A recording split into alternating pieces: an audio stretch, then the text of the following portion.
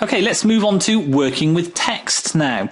You might be thinking, surely there's not much to know about text, but in actual fact there are plenty of ways that text can make or break the overall look and feel of a site. And we're going to cover off the essential tips in this section for you right now so that you don't make any basic errors. First point, sorry to call this up again, but it's important. Make sure that what you're doing in design terms is meeting your objectives. Don't do anything that doesn't feed into your overall objectives. Here are some shortcuts for you now, best practices as far as working with text is concerned for you to take away. As a rule, your body text, that is the main portion of text, the paragraphs of text, they want to be 10-point or thereabouts sans serif font. Okay, sans serif means text without the bits on the end of the font. The word serif here on your screen is actually a serif font, and that is a Times New Roman font. You can see it's got the little sort of spikes and little bubbles on the end of the letters there.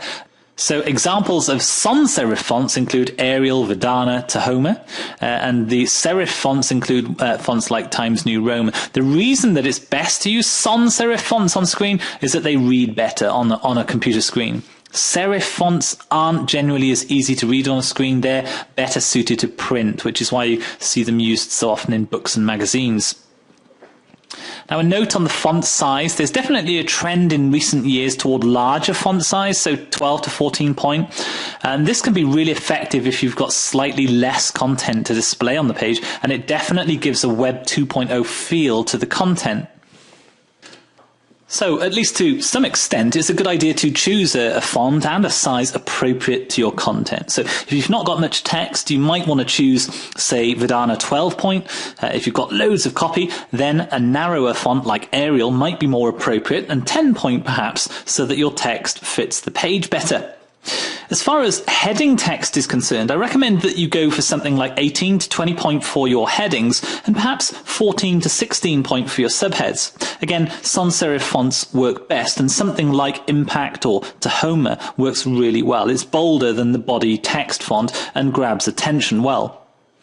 So 12 to 14 point for a Web 2.0 feel.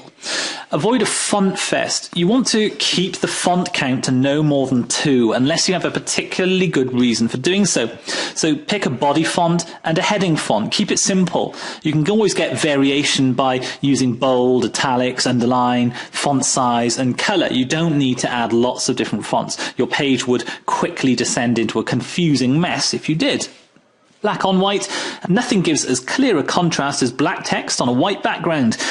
Books and newspapers have been printing black text on a white page for centuries, and for good reason. It's a practical choice too, since most of the artwork that you can expect to add to your page has been designed with a white background. So dropping it into your page is no problem if you have a white background.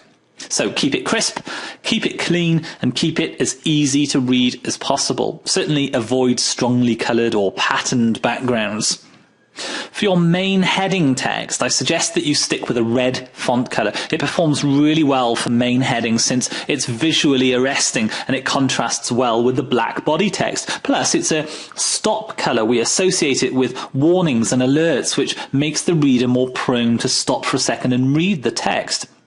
For your subheadings, although we saw an illustration a short while ago where we had red subheadings, I would suggest that as a general rule, you use navy blue or black. It does work really well. And you don't want to overuse the red text if you can avoid it, because it does start to dilute the impact of that main heading. Spacing. It's important to note that you can increase the line spacing a little bit for your text. And this is a great tip, as it introduces white space around your text and makes the text on the page even easier to read. So if you can, adjust the paragraph properties for your text, increase the text line spacing a little bit for your web page, and you'll get a nice readable effect. Left to right, basically, for the English-speaking portion of the web community worldwide, we generally, as a rule, read left to right.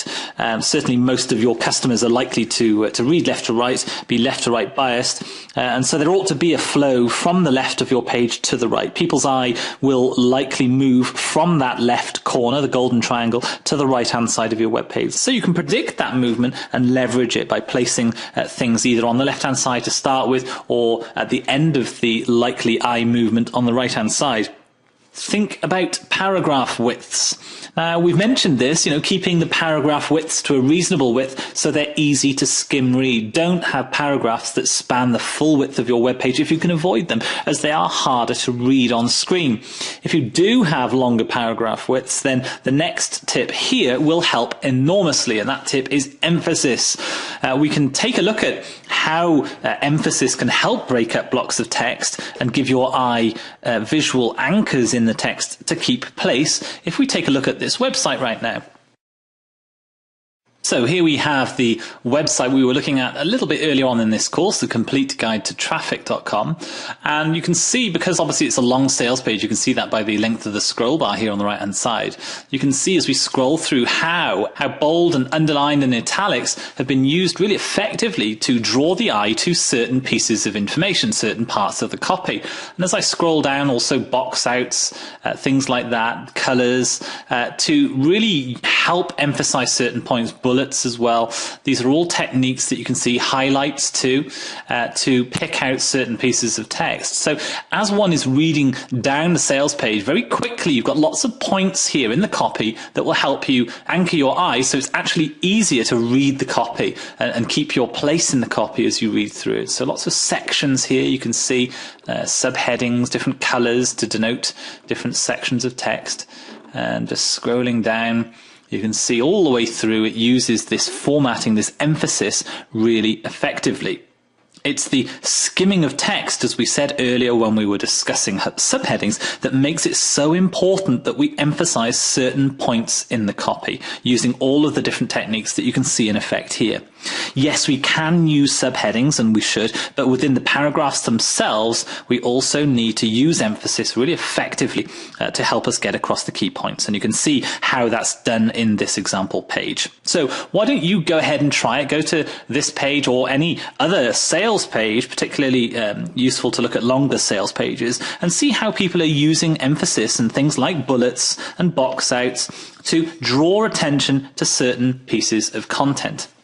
The only word of warning perhaps when we're talking about emphasis is just not to overdo it. Otherwise you kind of lose the impact of that emphasis, because it stands to reason. If everything is important, then nothing really is. It's all at the same level. Does that make sense?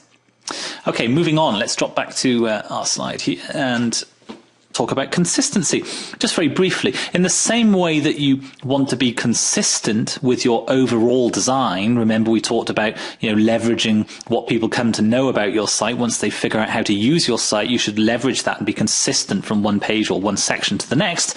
Well, in the same way, you want to be consistent with how you use text on your website. So use the same fonts for your body text or for your headings across all of your different pages. Use the same sizes, use the same paragraph spacing, use the same methods of highlighting key points and so on. It's all about leveraging what people come to understand about your page on the home page, leveraging that across the other pages on your site.